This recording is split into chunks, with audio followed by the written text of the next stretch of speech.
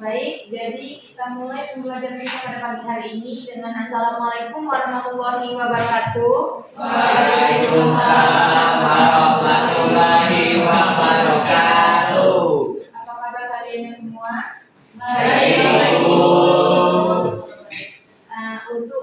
Sebelum memulai pembelajaran pada pagi hari ini, ada baiknya kita membaca doa terlebih dahulu. Untuk ketua kelas, silakan dipimpin doanya. Semuanya kita berdoa menurut agama dan kebudayaan masing-masing. Doa besar. Nah, coba kalian perhatikan dulu daerah sekitar kalian. Apakah ada sampah, dan perhatikan dulu terlebih dahulu sebelum mulai pembelajaran.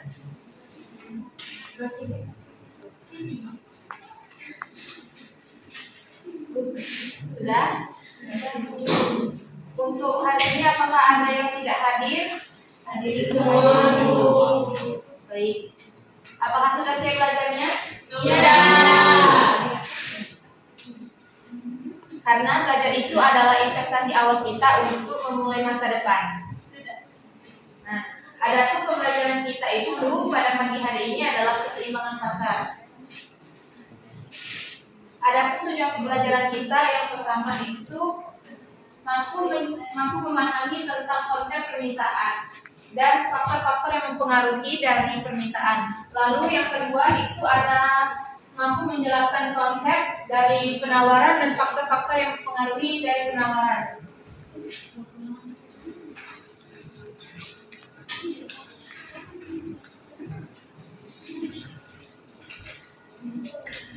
Materi yang pertama mengenai permintaan. Permintaan adalah jumlah ataupun jasa yang ingin dibeli oleh masyarakat dengan berbagai tingkat harga dan waktu tertentu.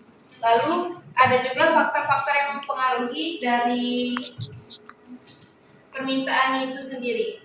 Yang pertama ada dari harga barang itu sendiri. Jika harga barang itu naik, maka jumlah yang diminta oleh konsumen akan menurun. Lalu yang kedua ada jika harga barang itu menurun, maka permintaan dari konsumen itu akan menaik. Lalu yang kedua ada faktor harga barang lain. Ketika harga ponsel merek A mengalami kenaikan, maka konsumen bisa membeli ponsel merek B yang harganya tidak mengalami kenaikan, dan permintaan ponsel merek B akan mengalami kenaikan dan ponsel merek A akan mengalami penurunan. Lalu faktor yang ketiga itu adalah faktor faktor prediksi harga di masa mendatang. Permintaan masyarakat seringkali terpengaruh oleh suatu ramalan atau prediksi tentang kondisi di masa depan. Contohnya itu pada hari-hari besar, yaitu hari raya dan hari-hari spesial lainnya.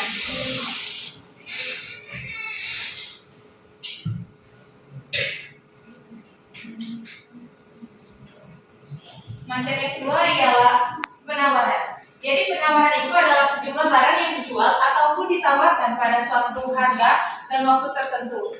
Lalu faktor penawaran itu sendiri sama seperti faktor permintaan, yang dimana jika harga itu, yang pertama ada faktor penawaran itu harga barang itu sendiri. Jika harga barang itu naik, maka produsen akan menambah jumlah barang yang ditawarkannya. Lalu sebaliknya, jika harga barang itu menurun, maka jumlah barang yang ditawarkan itu akan menurun juga. Lalu yang kedua itu ada harga barang lain. Jika barang yang ditawarkan memiliki barang pengganti dengan harga lebih murah. Lalu biaya produksi. Semakin besar biaya produksi, tentu saja seorang produsen akan menetapkan harga yang tinggi pula.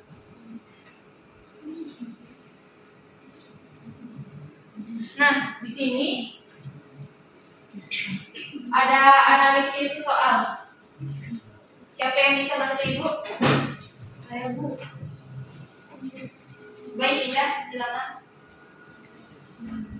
Jadi terkait analisis soal yang diberikan, pertanyaannya itu dampak apa yang timbul bila harga minyak terus naik drastis dan solusi apa yang bisa dilakukan? Dampak yang bisa ditimbulkan bila harga minyak terus naik secara drastis itu pedagang membatasi penjualan ke orang untuk menghindari kelangkaan. Terus konsumen juga bisa mencari alternatif seperti menggunakan minyak goreng atau mengurangi minyak makan, konsumsi makanan yang digoreng. Dan yang terakhir itu pemerintah mendapat tekanan untuk mengendalikan harga dan memastikan pasokan yang cukup.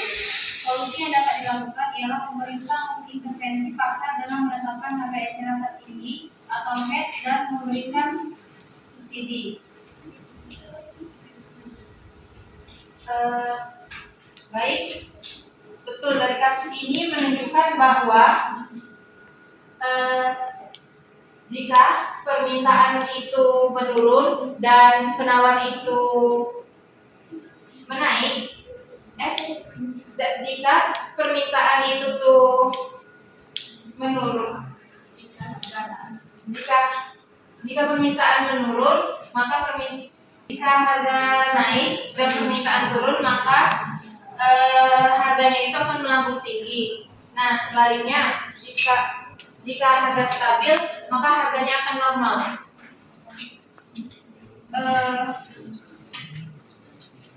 Mungkin itu saja materi yang dapat Ibu sampaikan. Lebih dan kurang, apakah ada yang bisa membantu Ibu menyimpulkan?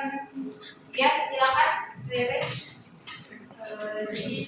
kesimpulan kita hari ini yaitu permintaan dari penawaran adalah prinsip utama dalam menentukan harga dan jual barang di pasar. Jika kesimpulan dicapai, pasar menjadi stabil, namun berbagai faktor eksternal dapat menyebabkan ketidakseimbangan, sehingga diperlukan kebijakan yang tepat untuk mengelola dampaknya demi pertumbuhan ekonomi yang berkelanjutan. Oke, bagus sekali. Mungkin itu saja materi yang dapat Ibu sampaikan. Lebih dan kurang Ibu mohon maaf. Apakah di sini ada yang ingin bertanya? Tidak ada. Oke. Baik, sekian terima kasih. Wassalamualaikum warahmatullahi wabarakatuh. Waalaikumsalam warahmatullahi wabarakatuh.